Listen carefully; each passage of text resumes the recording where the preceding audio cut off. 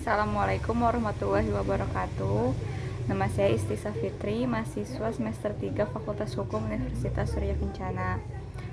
Pada video kali ini saya akan mereview materi pertemuan ke-9 mata kuliah Hukum Pidana Lanjutan yang telah disampaikan oleh Profesor Dr. Haja Heni Nurayani SHMH dan asisten dosen Dr. Emrendi Aridayandi SHMH,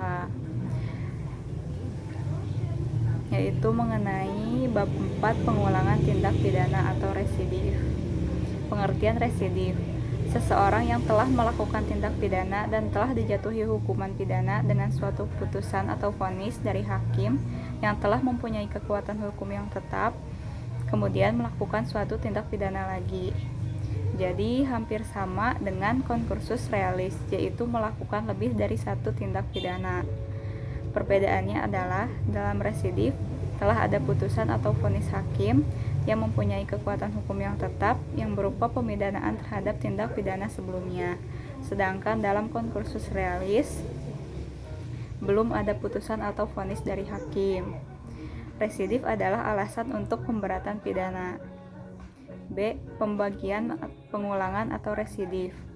1. Residif umum. Semua pengulangan terhadap jenis tindak pidana apapun yang dilakukan dalam waktu kapan saja. Pengulangan merupakan alasan pemberatan, jadi tidak disyaratkan jenis tindak pidana yang dilakukan maupun tenggang waktu pengulangan. Dengan demikian tidak dikenal daluarsa.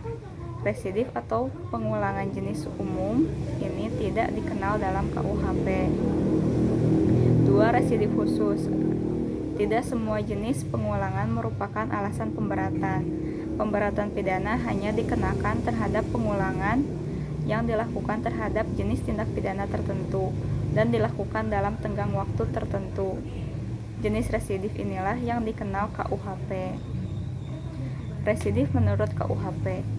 Pengulangan atau residif tidak diatur secara umum dalam buku 1 KUHP tentang ketentuan umum, tapi secara khusus untuk tindak pidana tertentu diatur dalam buku 2 dan buku 3 KUHP.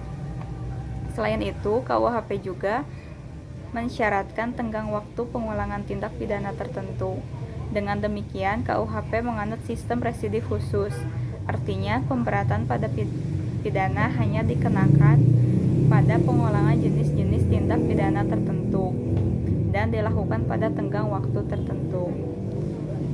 Sekian yang dapat saya sampaikan. Terima kasih. Wassalamualaikum warahmatullahi wabarakatuh.